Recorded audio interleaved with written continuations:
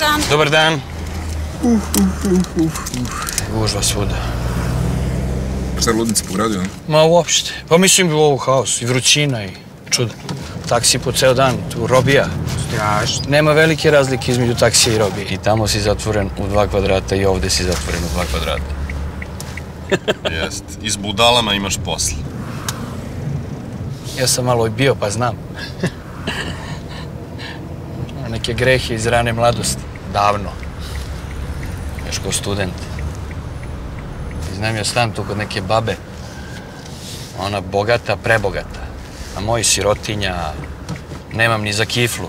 Piše mi pismo, majka kaže, mora da uda sestru, da jedna usta smanji. A ona me maltretira, ne možeš bojler sada, ne možeš da se kupaš kad hoćeš, ne može ovo, ne može ono. Tako, pakao od života. A ova prebogata, ova baba bila. Samo gomila šuške i neprijatna prema meni, onako baš me bila nervirala. I ja rešim da je opljačkam. A, Pa, Ali da je moglo da prođe bez... Pa da. Neki mi drugari nabave pištolja da je zaplašim kao... Bio pravi pištolj ili... Pravi, baš pravi. I opalio je i ubio je. Bože. Kao da je zaplašim, gde si sakrila, šta si radila i opali pištolj i ubije. Nemoj pričati. Da. I ubije babu.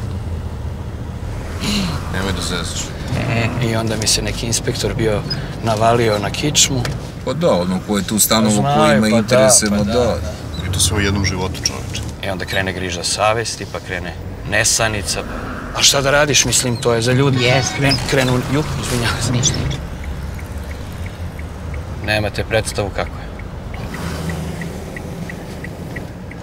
Ali tu priču možete da vidite u Jugoslovenskom dramskom u predstavi Zločin i kazna. I u toj predstavi možete da vidite i mene.